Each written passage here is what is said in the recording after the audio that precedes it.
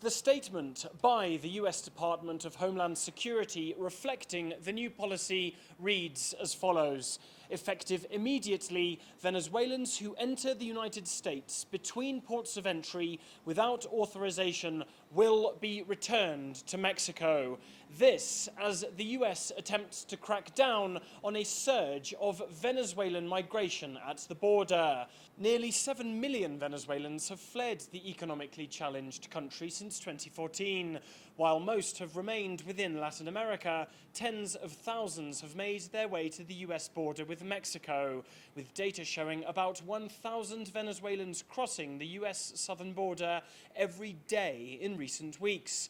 Strained relations between Washington and Caracas made deporting undocumented arrivals back to Venezuela very difficult.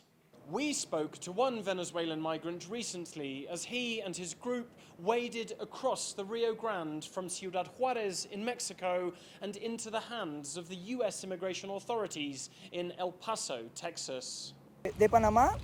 We have crossed Panama, Costa Rica, Nicaragua, Honduras and Mexico, all without paperwork.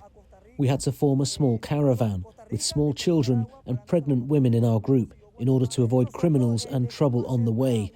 It has been very hard, but now I hope to be able to build a life in the US.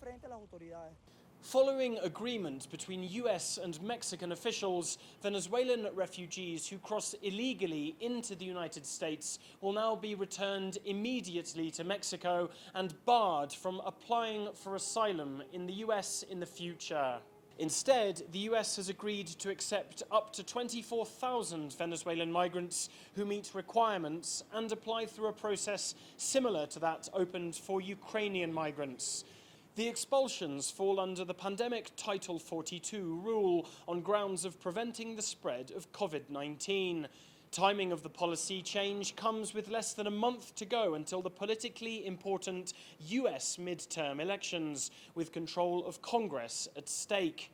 President Biden and the Democrats have faced blistering criticism from Republicans over border policy, and whether this new action sways voters remains to be seen. Alistair Baverstock, CGTN, Mexico City.